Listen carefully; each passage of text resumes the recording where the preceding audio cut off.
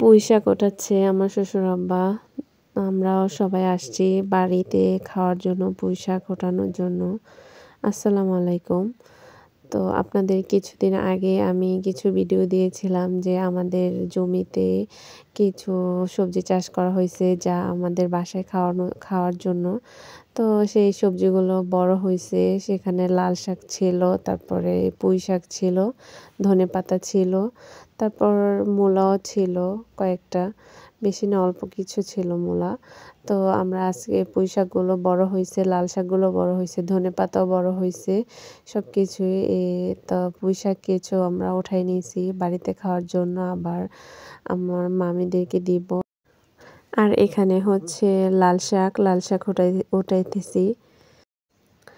তো লাল শাক প্রায় উঠানো শেষ। আর এখানে হচ্ছে আফরিন আর হচ্ছে মিম আসছে পরে, তো তারা এই লাল শাক উঠাইতেছে আর আমার উঠানো শেষ। আমি বলে নিয়ে নিয়েছি, ওরা ওঠাচ্ছে আর হাই বলতেছে আপনাদেরকে সবাইকে। তো এভাবেই আজকে বিকালে আমরা সবাই মিলে গেলাম এই জমিতে। আর ওই বেগুন গাছগুলা, টমেটো গাছগুলাতে ফুল এসে গেছে, বড় হয়ে গেছে। তো ধনেপাতা ওঠানো প্রায় শেষ। আর আব্বু মানে আমার শ্বশুর আব্বা চলে আসছে পাতা নিয়ে। আমরা আস্তে আস্তে আসতেছি, একটু ঘুরে ফিরে নদীর পাড় যাব, নদীর পাড় একটু ঘুরে তারপর বাসায় যাব। তার মাঝখানে তো হিমা আছে, হিমার আব্বুর কাছে। তো আফরিন বলটা নিয়েছে, নিয়ে হেলে দুলে হাঁটতেছে, হাইটা যাইতেছে। ওর কাছে ভালোই লাগতেছে আর হাসতেছে। আমরা বলতেছি কি করতেছো, কোথায় যাচ্ছ বলো তো। বলো আফরিন। তারপর ধনে পাতা শাক উঠাইছ? লাল শাক শুধু, আর কিছু উঠাও নাই কেন বলো? তাই এই তো দেখতে পাচ্ছেন, আবার আপনাদেরকে হুট করে কি বানানো মানে পিঠা বানানোর মধ্যে নিয়ে আসছি। এখানে পিঠা বানাচ্ছে মামিদের বাড়িতে। আমি ওইখানে গিয়েছিলাম শাক, তারপর জমি থেকে ধনেপাতা এগুলো আনতে। তো আমরা সবাই গিয়েছিলাম। তারপর ওইখানে আমাকে খবর আনতে যায় যে পিঠা বানাইতেছে। তো পিঠা বানানোর জন্য আমি চলে আসছি, পাতা নিয়ে চলে আসছি। পরে পাতাগুলো মামিদেরকে দিয়ে দিয়েছি। আর এখানে হচ্ছে মামিরা পিঠা বানাচ্ছে, মেজো মামি। তো তাদের পিঠা বানাইতেছি, শিরিষ পিঠা। পিঠাগুলো আগে অনেক বানাইতো, এখন খুবই কম বানানো হয়, দেখা যায় না তেমন বানায়। যে একটা হচ্ছে শুধু একটা আছে, আর একটা হচ্ছে শ্যামাই শিরিষ পিঠা বলা হয়। এটাকে হচ্ছে শ্যামাই শিরিষ পিঠা বলা হয়, যেটা চিকন চিকন থাকে। আর আরেকটি শুধু একটা আসে মোটা একটু, ওইটাও শিরিষ পিঠা, ওইটাকে শ্যামাই বলা হয় না।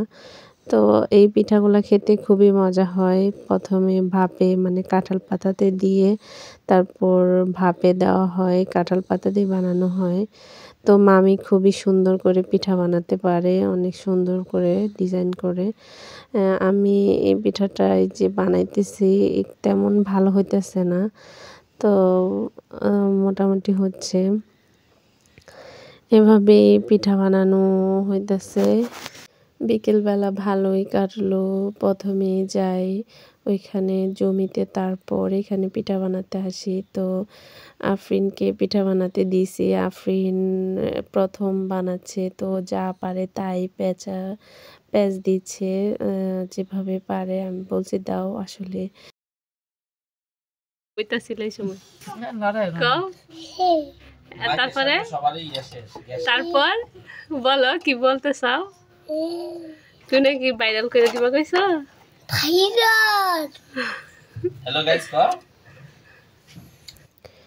আসলে বাচ্চাদেরকে সব কাজে আগায় দিতে হয়। বড়রা যদি ছোটদেরকে আগায় না দেয় তাহলে তারা কিভাবে শিখবে বলেন?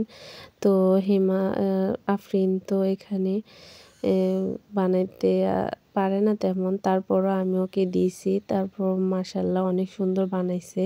সেমাই পিঠাটা ভালোই বানাইছে, ওইটা আস্তে আস্তে বানাতে শিখবে।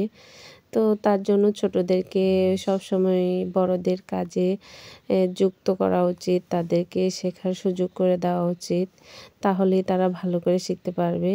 এখানে পিঠা বানানো শেষ, তো ভাপে দেওয়ার জন্য মামি নিয়ে গেল। আর এদিকে মামি একটা পাতিলে মনে হয় 3টা বা 4টা দেওয়া যায়, 4টা 3টা করে দিয়ে দিয়ে ভাপ দিচ্ছে। ওই ঝুড়িটাতে রাখতেছে, এটা কালকে রোদে শুকাতে দেবে, শুকানোর পর আর ভেজে খাবে। ওইটা খুবই মজা হয়, ভালো লাগে খেতে। তো আজকে এ পর্যন্তই, সামনে আবার কোনো একটা ভিডিও নিয়ে দেখা হবে। আমি আসলে প্রতিদিন যেভাবে চলাফেরা করি বা আমার সামনে যা আসে, আমি যে প্রতিদিন যা যা করি তা তা আপনাদের সাথে শেয়ার করি।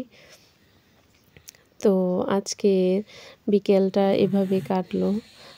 তো সবাই দোয়া করবেন আমার জন্য, সবাই ভালো থাকবেন। আল্লাহ হাফেজ।